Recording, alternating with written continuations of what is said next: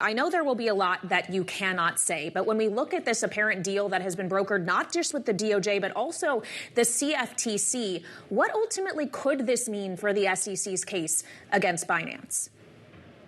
Well, Kaylee, it's great to be here. And as you guessed, I can't talk about ongoing cases. But I will say that with all of these cases that move forward, we should really be thinking proactively about building a regulatory framework that would work and allow companies to do business in the United States. And that's what I'm hoping we can work on in the coming months and years. Okay, so I know you can't speak about this specific case. I just wonder conceptually if you see a world in which someone pleading guilty and potentially stepping down from operation of an exchange could be something of a remedy to also settle civil charges, or are those issues just too separate? Again, it's difficult for me. The facts and circumstances of each case are different. It is common for people to deal with the criminal piece first, and then deal with the civil piece. But again, it depends on each case and the facts and circumstances. I understand you can't speak to the specifics of the Binance case, but to the extent that you can glean, what it means for an industry, for such a big figure to be pleading guilty to criminal charges, how does this either set crypto back or help it turn the page? How do you view this? Again, I can't comment on the specific news that you all just covered, but I can say that what we really need to be doing is to be working proactively to figure out a regulatory framework. And I think then we would see some of the issues that we've seen in the industry not happening. If you try to shut the industry out from access to all of the traditional financial rails, then you actually end up with a situation in which everyone is worse off. So I hope that we can work on really doing something that's more productive. Hester, can you bring us inside the dynamic here of the SEC? It's pretty well known that you've really been an advocate of the industry in many ways. The SEC has clearly clamped down left and right when you think about how they have approached exchanges in particular, let alone the listing of digital assets. What is the dynamic? What does the dispute look like inside the agency? Well, Shonali, I would take issue with the characterization that I'm an advocate for the industry. What I'm an advocate for is people being able to come into the SEC and figure out what regulations apply and then comply with those regulations. That's where I think we've fallen down on the job. And I think that's where the conflict has sometimes arisen between me and my colleagues. I think we need to do a better job of providing some guidelines to people.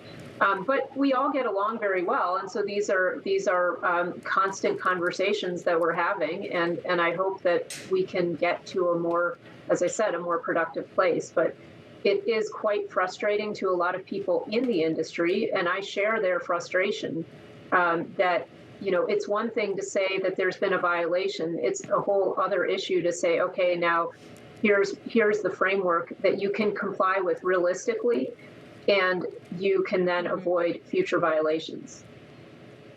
Well, Commissioner, when we're talking about conversations that you are having internally at the SEC, whether it is commissioner to commissioner or chair, commissioner to staff, we have heard a lot of reporting in another matter that has gotten a lot of attention regarding a spot ETF, that there is ongoing conversations between issuers who have filed some of these applications and individuals at the SEC. And I wonder if you can shed any light on how much you as a commissioner might be involved in that, or really if this is just happening at the lower staff level at the moment.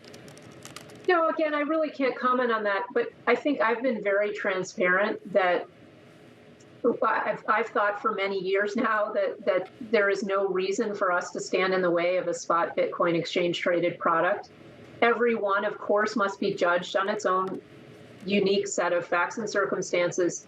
But we've had a number come before us where I've said, I don't see the reason that we're denying these. And so I think we got a little bit of a nudge from the court, and we'll see where things go from here. And that nudge from the court, I'm guessing you're alluding to the Grayscale case in which they found that the SEC was arbitrary and capricious in denying Grayscale's attempts to convert GBTC into an ETF. There has been a lot of questions, Commissioner, about where exactly Grayscale is going to fall in terms of the timeline here. Do you think that would be resolved theoretically before actually one of these other spot filings are approved, or could all of this happen simultaneously? I can't speak to that. All of those are under consideration now, so I can't speak to them. I'm curious about the path forward, Commissioner, because if we look at the way that the industry has been fighting back against a lot of the cases that the SEC has brought forward, do you think that the agency will continue to have a particularly aggressive posture moving forward with more suits, or do you think that kind of losing some of these cases will take some of the steam off the industry? Well, I will say that litigation is not the most effective way to carry out regulation. So certainly enforcement actions are one tool that we have in our toolbox, but we have other tools. And so I think that we should start really thinking about using some of those other tools. Now, I haven't noticed a slowdown necessarily in the cases that we've announced. You see cases being announced. So I think we're still on an enforcement track, but I'm still trying to urge us to try to take a more productive approach. When does that happen? Do you think that it would only come under a change in regime, or do you think that this could happen under the Gensler administration? Well, I think one thing that could really change things is Congress. Of course, Congress has been quite interested in these topics, and so Congress weighing in would certainly affect the way we move forward. But realistically, I mean, any of us could get up tomorrow and say we're going to try to take a different approach. We need to have three of us agreeing on that. But if we did, I think we could turn things around more quickly. Do you get a sense, Commissioner, that there is a third that may be willing to join you? Is there a real shift in the mood music at the SEC, if you will? Again, it's hard for me to see that from what we've been doing publicly, but I'm always hopeful. Well, fair enough. Hope is a certain kind of strategy. You mentioned that Congress doing something would be quite helpful here. Of course, we have seen some moves in that regard. The Financial Services Committee in the House did pass some market structure legislation this summer that has yet to proceed forward. I wonder what your thought is on that kind of legislation, the delineation it makes between the authorities of your agency, the SEC, and the CFTC, or whether there should be changes to that.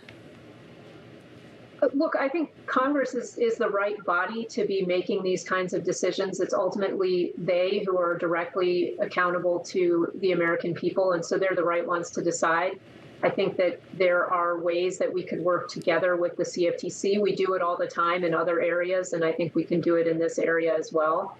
But ultimately, it's up to Congress to decide which pieces need to go where. And doing that is not easy, because crypto is not just financial. It could have a lot of implications for different areas of our lives as well. And so they're undertaking a big job in trying to draft this legislation. Commissioner, how does the crypto community think about the SEC's agenda ahead? On one hand, there are these enforcement actions. On the other hand, you do have a very busy agenda outside of the crypto industry as well. There are these ETFs in the pipeline. What can investors expect moving forward in terms of the order of priorities?